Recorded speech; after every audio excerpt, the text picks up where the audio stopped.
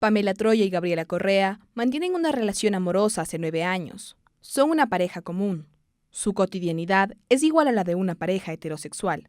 El amor prima en esta relación. Tras convivir 2 años juntas, anhelaron contraer matrimonio civil. Sin embargo, gracias a los prejuicios y estigmas sociales, esto no pudo ser posible, por lo que emprendieron una lucha, la cual sigue latente y sin respuesta por parte del Estado ecuatoriano. Pero, ¿qué es el matrimonio igualitario? Matrimonio. A ver, o sea, el matrimonio igualitario es el nombre que se le da a la lucha para que las personas homosexuales, las parejas homosexuales puedan acceder al mismo matrimonio civil al que acceden las parejas heterosexuales. Es decir, no estamos pidiendo nada adicional, no estamos pidiendo extras, plus, ventajas frente a la institución del matrimonio, sino el acceso igualitario. Por eso es matrimonio igualitario. Es así que el lunes 5 de agosto de 2013, a las 11 de la mañana, Pamela y Gabriela acuden al registro civil de San Blas en Quito. Este sería el primer hecho para dar paso a una campaña educativa, social, jurídica y política. Matrimonio civil igualitario, los mismos derechos con los mismos nombres. Los medios de comunicación acompañaron a la pareja y a varios activistas que fueron parte de esta iniciativa. La cobertura mediática fue multitudinaria. Alerta, alerta que camina el matrimonio igualitario por América Latina. Pero jamás supusimos que iba a ser tan mediático. O sea, supusimos que iba a ser mediático, pero no supusimos que iba a ser tan mediático. Y fue tan mediático que el momento que entramos no podíamos entrar. Sí. O sea, había tantas cámaras, tantos periodistas, que tuvimos que entrar así al segundo piso. Cuando salimos, o sea, los medios, o sea, por todo lado, nos cuando bombardearon de una sola. Inclusive cuando presentamos el documento, salimos, hicimos un intercambio simbólico de aros, nos dimos un beso, etcétera. Sí. Y aparte de eso ya hubo una suerte y eso ya teníamos previsto que iba a ser así, pero no sabíamos qué tan iba a ser así. O sea, de hecho había días en que teníamos entre 12 y 13 entrevistas diarias o 12 y 15 entrevistas diarias, o sea, era imposible. La campaña busca en sí el reconocimiento de los mismos derechos a las personas homosexuales. No obstante, para Pamela y Gabriela, esto iba más allá que desafiar el marco constitucional ecuatoriano y sus entidades. Fue una lucha por amor, realmente. Y también el mismo hecho de verte igual ante el resto de gente, que es lo primordial, ¿no? El poder defender que nosotros también tenemos el mismo derecho de podernos amar, de poder hacer familias y también demostrar a la gente que también somos capaces, ¿no? En todo sentido de poder luchar por el amor que nos tenemos. Y sobre todo eso, más que nada, en trascender como una lucha donde se respete los derechos humanos del resto de personas. El activismo de esta pareja, y especialmente el de Pamela Troya, se generó alrededor del candidato presidencial y pastor Néstor Zavala, por sus discursos homofóbicos. Pastor Zavala, ¿usted considera que la homosexualidad es una enfermedad? La homosexualidad es una alteración de la conducta correcta de la sexualidad. Si usted como ser humano utiliza el ano para tener sexo, que es por donde debe defecar, ahí algo anda mal. Entonces, si el gobierno quiere aprobar eso, que la próxima vez que quieran comer ellos, lo hagan con el órgano reproductivo. Por lo tanto, ahí vemos que esto no está bien. Y por lo tanto, nunca estaré de acuerdo. Por lo que los colectivos del movimiento LGBTI no dudaron en pronunciarse demandando al candidato. Este proceso fue liderado por Pamela Troya y la respuesta por parte del Tribunal Contencioso Electoral fue favorable para los demandantes, suspendiendo a Zavala 1 año de sus actividades políticas, junto con el pago de una multa. Y seguiré llamando inmoral a todo lo que realmente es inmoral. No me voy a retractar, tendremos que apelar a esto, pero eso sí, en lo que ellos me han juzgado, serán juzgados. Este tribunal no tiene injerencia en el cielo. Convirtiéndose así en el primer proceso judicial LGBTI ganado en la historia del Ecuador. Este antecedente influyó para que Gabriela y Pamela sean el rostro de la campaña. Por otro lado estaba el hecho de que Gaby y yo íbamos a cumplir 2 años de estar viviendo juntas y que en ese entonces la unión de hecho tenía esta restricción que necesitaba 2 años como mínimo para poder tener una unión de hecho. Entonces estábamos pensando en unirnos o no, y me acuerdo hasta ahora, y esta parte es, digamos, hasta la parte romántica de la acción. Un día despertamos juntas y mi amor así como ni siquiera abría el ojo y me decía, quiero casarme con vos. Yo así casi me atoro y me hice la loca y volví a dormir. Y claro, yo qué lindo, o sea, casarnos hermoso, pero no podemos, o sea, estamos pensando en unirnos de hecho porque matrimonio no es posible en el país. En esa época, la unión de hecho no era un estado civil. Teníamos miles de problemas con las personas, las parejas del mismo sexo que querían legalizar su unión de hecho. Como por ejemplo, en esa época, hace unos 5 o 6 años, de las 40 notarías de Guayaquil, porque el estudio lo hice yo, solamente 5 o 6 accedían a hacer la unión de hecho. Tuvimos que hacer un trabajo fuerte con Defensoría del Pueblo, mira que la judicatura, hasta que los 40 notarios y notarias de Guayaquil entendieron que era su deber dar paso a una garantía que estaba en la Constitución. Sin lugar a duda, esto implicaba un desafío. Estaban conscientes de que la campaña sería eco en los medios de comunicación, es decir, Gabriela y Pamela se convertirían en personajes mediáticos. Pero nada de esto detuvo su lucha por un Estado inclusivo como promulga la Constitución. Mi amor todavía no estaba muy metida en el activismo, de hecho también no estaba así como muy convencida de acompañarme en estas cosas. Y ya pues hablé con ella y le dije, mira, o sea, hay una cuestión muy importante, tú quieres casarte conmigo, yo quiero casarme contigo, pero quiero también luchar porque no sea solo nuestro derecho, sino el derecho de todas las personas homosexuales. ¿Te atreverías? Lo que sí tenía es un poco de recelo al inicio, porque, bueno, o sea, para mí hasta ahora ha resultado un poco complicado, pero lo que ya va en buen camino, al menos con el tema de mi mamá. Mi mamá realmente para mí siempre ha sido mi familia. Soy hija única y realmente mi mamá desde el inicio no lo aceptaba. Entonces, cuando yo salí de mi casa, realmente sí fue tenaz para mí sobrellevar mucho eso, hasta incluso frente a mi familia. Entonces, ya salir en los medios, que todo el mundo me vea, y hasta estar exactamente arriesgada básicamente a lo que me pueda decir mi mamá.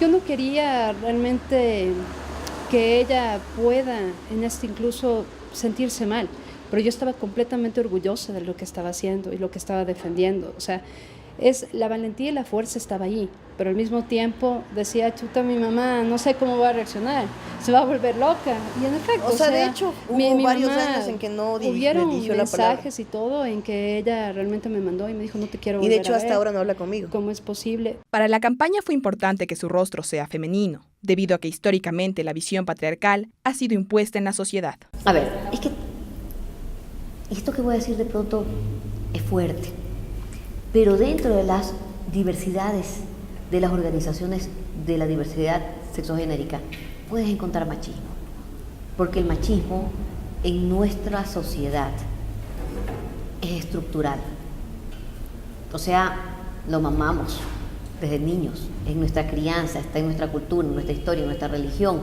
es nuestra forma de ser aprendida. Estamos luchando, pero no es suficiente. Entonces, el impulso que le dio Pamela, con su fortaleza, con su discurso, con sus ganas, con su accionar, su pragmatismo, su inteligencia, sí ha sido importante, sí ha sido fuerte. Tal vez por ahí a Pamela no todo el mundo la quiere a Pamela y le dice, ay, porque a las mujeres no se nos perdona que seamos fuertes, poderosas, que seamos inteligentes, proactivas, que seamos valientes.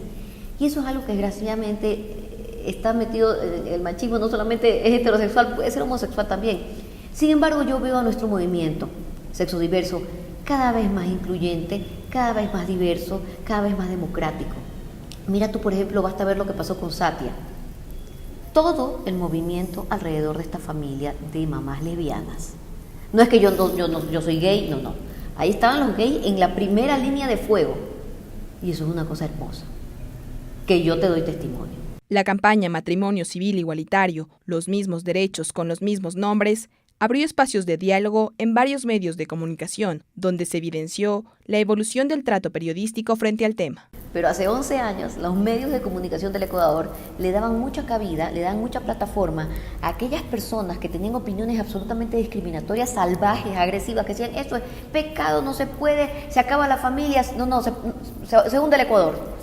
11 años después, 10 años después de que ya tenemos unión de hecho legalizada en el Ecuador, tú no escuchas ese discurso en los medios de comunicación ni en la opinión pública.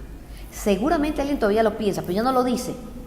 inclusive mucha gente antiderechos, famosos antiderechos, agresivos y salvajes, dicen, ya tienen unión de hecho, ya qué más quieren, estamos de acuerdo con que tengan unión de hecho, cuando hace 11 años decían, se acaba el mundo, el Ecuador se hunde, se acaba la sociedad, se acaba la familia, no lo vamos a permitir, nos vamos a inmolar. Ese discurso cambió, esa sociedad cambió, y lo mismo ha pasado con la campaña del matrimonio civil igualitario.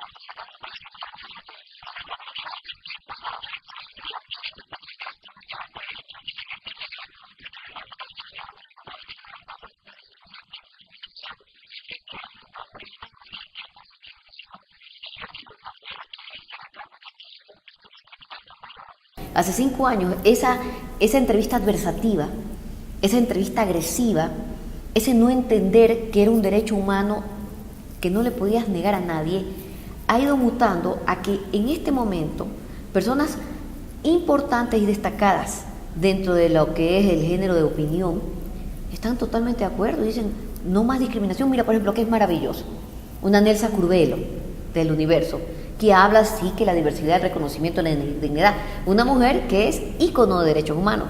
María Josefa Coronel, abogada, mira, ayer tiene un texto sobre el tema Satia, que todas las familias tienen derecho, que la diversidad. María Josefa Coronel, Tania Tinoco, Ecuavisa, ultra conservadora, ahora totalmente de acuerdo con el tema, estamos en contra del discrimen. Rafael Cuesta Caputi, Canal 1, unas declaraciones en redes sociales y en sus programas nos han dado un lugar, una cabida, una plataforma que antes era impensable y han hecho que las mentes cambien. Esta campaña tiene como fin cumplir el carácter inclusivo del Estado, que está estipulado en la Constitución de 2008. No pretende modificarla, sino más bien que sea leída de manera íntegra. El espíritu progresista, antidiscriminador e inclusivo de Montecristi debería extenderse a la regla sobre el matrimonio. Más allá de la ilegitimidad de esta situación, nuestro sistema social, político y legal se estaría consagrando en los defectos de la homofobia estructural persistente en el país. Si tú vas y revisas las actas del 2007 de la Constituyente de Montecristi, te das cuenta que hay un cambio. En el año 98, con la Constitución de Sangolquí, para el matrimonio lo único que necesitabas es la libre intención y voluntad de las partes. No hablaba de hombre y mujer, no decía está prohibido para no sé quién, no. Solamente hablaba de la libertad de los contrayentes, ¿verdad? Pero en el 2007, en Montecristi, hay otro escenario de organizaciones LGBTI que estamos en Montecristi tocando todas las puertas, diciendo nos van a escuchar porque tenemos derechos y queremos tal cosa. Entonces, de alguna manera, a cambio de la unión de hecho, nos pusieron un candado constitucional en el matrimonio, cosa que era impensable en el 98 porque, a ver, en el 98 había pasado recién un año de la despenalización de la homosexualidad. Teníamos meses recién respirando una libertad de ya no ser delincuentes. En ese escenario a nadie se le podía ocurrir que una pareja del mismo sexo iba a querer unirse de hecho, peor casarse. Y éramos suficientes con que no seamos metidos presos en la cárcel. Entonces sí, el escenario cambió. Y por eso hay un par de artículos eminentemente discriminatorios, inconstitucionales, incoherentes con el resto del cuerpo legal, que si tú haces un análisis sistémico de la Constitución de Montecristi, tú dices, a ver, todo el tiempo estamos hablando de libertad, de igualdad, de inclusión, de no discrimen, de igualdad real, inmaterial, etc. Entonces, ¿por qué tenemos dos artículos? En el uno habla de que el matrimonio es un contrato entre hombre y mujer, innecesario que se lo diga, y en el otro dice que solamente las uniones de hecho de parejas heterosexuales pueden adoptar. ¿Cómo encuentras tu coherencia entre ese artículo 67 y 68 del que te acabo de hablar con el artículo 11.2 de la misma Constitución que te dice que no puedes discriminar a nadie por el hecho de su orientación sexual o su identidad de género? Rafael Correa, presidente en ese entonces, no dudó en pronunciarse frente al tema. Sus prejuicios salieron a flote y su rechazo frente al matrimonio igualitario en cada una de sus declaraciones fueron evidentes. Pero vive ese movimiento feminista que busca igualdad de derechos, no igualdad en todos los aspectos, porque somos, gracias a Dios, hombres y mujeres diferentes, complementarios. Y no es que se trate de imponer estereotipos, pero qué bueno que una mujer guarde sus rasgos femeninos, qué bueno que un hombre guarde sus rasgos masculinos, ¿no? Y bueno, todo el mundo es libre de el hombre ser afeminado, la mujer de ser varonil, pero yo prefiero la mujer que parece mujer, ¿verdad? Y creo que las mujeres prefieren los hombres que parecemos hombres. Yo en un momento dado me manifesté a favor de que si alguien, pues, por sus condiciones, etcétera, siendo biológicamente varón, se consideraba mujer, en el registro civil pueda decir mi nombre, cambiarse el nombre y decir mi género es femenino. Pero ¿qué pasó? Después nos dimos cuenta que era una estrategia para llegar al matrimonio entre personas del mismo sexo, con lo que siempre he dicho que no estoy de acuerdo. La Constitución establece que el matrimonio es entre hombre y mujer. Rafael Correa implicó el rostro más terrible de la campaña del matrimonio igualitario, porque él en muchas sabatinas trató el tema diciendo que casi que sobre su cadáver iba a haber matrimonio igualitario, además confundiéndolo con matrimonio religioso. Además hubo hasta una estupidez que él dijo que esto era un tema de ideología de género y o sea, realmente con mucha ignorancia él trató en varias sabatinas del tema. Yo te puedo hablar de dos etapas.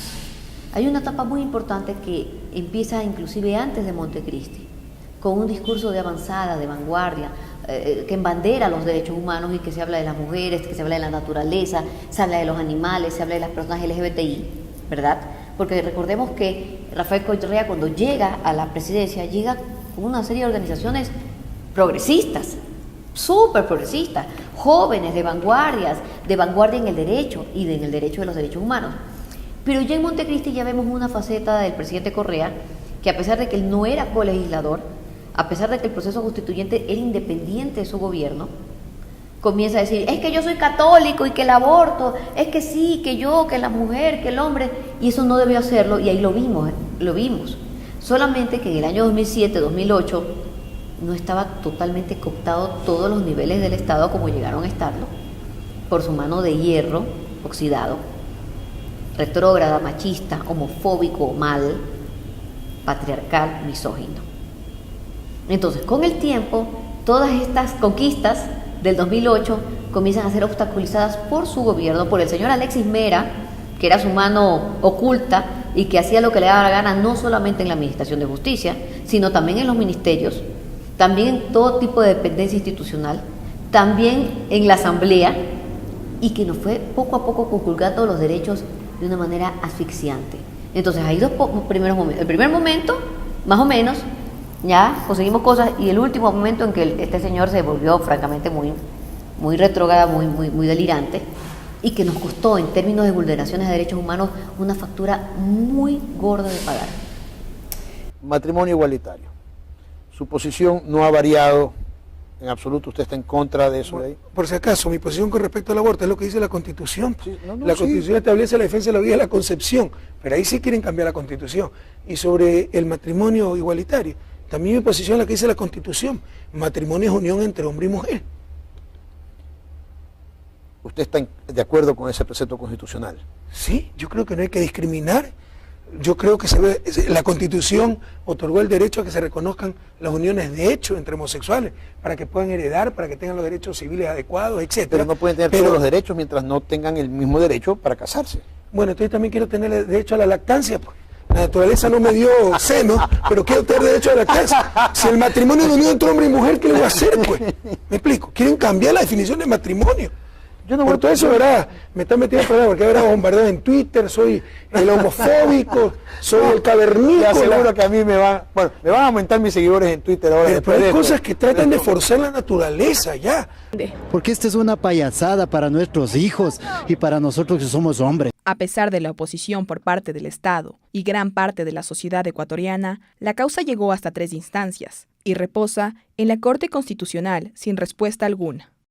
En primera instancia nos negaron, la jueza, me acuerdo, Karen Sánchez, nos negó en nombre de Dios, que fue lo más gracioso. En un Estado laico, ella invocó a Dios. Y claro, en la Constitución sí hay un preámbulo que te dice que nosotros reconocemos, invoca a Dios y reconoce a todas las formas de religiosidad, todas las formas, no la judeocristiana o la que te niega el matrimonio entre hombre y mujer.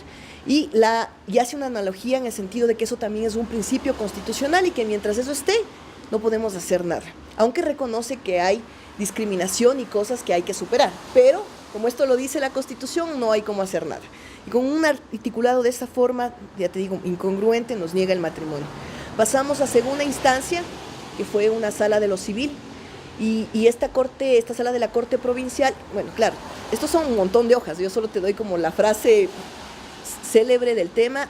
La frase célebre de la resolución o de la sentencia para negarnos en segunda instancia el matrimonio igualitario fue decir que todos somos iguales, hasta ahí perfecto, excepto las personas que por naturaleza son diferentes. Entonces todos son iguales ante la ley, excepto las personas que por naturaleza son diferentes. Entonces ahí nos está diciendo que tenemos, no sé, 3 tetas, 4 nalgas, 2 cabezas, no sé, o sea que somos aliens, que no somos de este mundo.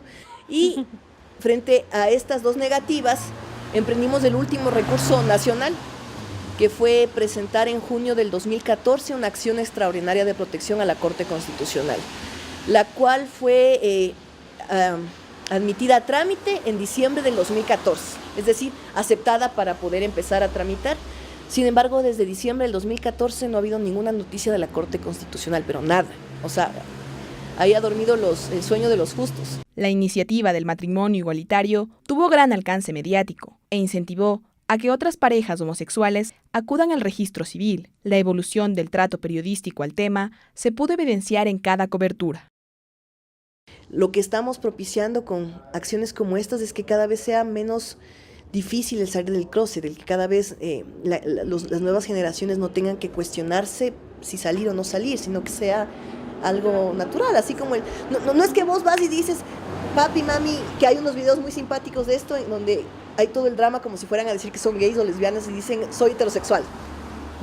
Entonces, no es que haces eso, o sea, no es que tú vas, sino que la sociedad, que es normativa, da por hecho que todos son heterosexuales. ¿Ya? No te planteas, además, todo tu entorno, tanto familiar como escolar, luego ya laboral, etcétera, los medios, todo. De hecho, bueno, ahora ya Netflix, que es una maravilla, es una plataforma súper gay friendly, o sea, hay muchas series donde te meten ya el tema homosexual como parte de. Una de las series que amo, y no sé si han visto, y si no han visto tienen que ver, es Sense8. Una serie maravillosa, o sea, te meten lo trans, lo gay, lo lésbico, todo, así es todo un shampoo maravilloso. Y hay un montón de series donde de alguna manera topan el tema, o hay un personaje principal que también es homosexual y no hay ningún drama con el tema de que lo sea, ¿me explico? Entonces creo que esto ayuda mucho en las nuevas generaciones, porque los medios de comunicación, la televisión en sí te genera refuerzos a los patrones culturales. Y antes, claro, teníamos solo la televisión nacional como única opción. Yo crecí solo con televisión nacional, poco a poco ingresó, bueno, las televisiones por cable, etcétera. Pero ahora Netflix, siendo más barato que cualquier televisión por cable, y teniendo además esta apertura y esta llegada, que te metas series donde te normaliza la situación sexogenérica, para mí es un gran avance. Porque las nuevas generaciones que son más digitales, que consumen la información en la inmediatez, están viendo esto como más normal, o al menos eso quiero creer. Quiero pensar que así como la televisión nacional de alguna manera generó prejuicios y generó de alguna manera personajes muy burlescos alrededor del tema LGBTI, puedas ver también esta contraposición de series, además con muy buena calidad, o sea, mundiales, que reflejan esto de la orientación sexual y la identidad de género como algo normal. La campaña Matrimonio Civil Igualitario, los mismos derechos con los mismos nombres, en la actualidad es una isla, pero sigue vigente a la espera de una respuesta a favor de las diversidades sexogenéricas, a fin de que no se conculquen sus derechos. Vivimos en una sociedad donde priman los prejuicios morales, y este ha sido el gran impedimento para el progreso incluyente de la misma. Ha habido también un tema de confrontación de protagonismos. La gente piensa que yo hice esto por querer tener mi cara en los medios de comunicación. O sea, tener mi cara en los medios de comunicación me ha costado. Nos costó el empleo, nos despidieron inclusive del empleo. Correa, esta se me va de aquí. A mi amor también la sacaron perseguida por otro correísta, porque además se vinculó mucho Matrimonio Igualitario con un tema de oposición a Correa, porque él lo mostró así. El avance paulatino de estos temas se evidencia con el caso Satia, cuya sentencia fue a favor de las familias diversas. Tras 5 años de lucha por el matrimonio igualitario, la respuesta por parte de la Corte Constitucional y el conjunto de órganos e instituciones del Estado es nula. Por un lado, la Asamblea en este momento no tiene mucho que hacer en el tema matrimonio. Tiene que esperar una sentencia que ya viene, una sentencia que ya no puede ser diferente. Ahora, yo sí le digo a la jueza Ceni creo que tiene nuestra sentencia, nuestro caso de matrimonio igualitario. Ya pues, doctora, hágale, niéguenos esa sentencia. Actúe en contraderecho, en contra de la jurisprudencia constitucional y niéguenos la sentencia. Vamos a las cortes internacionales y la vamos a ganar. Y usted va a quedar de ese horrible lado de la historia de la persona que obstaculizó derechos humanos a una pareja, a una familia, a unas mujeres como usted.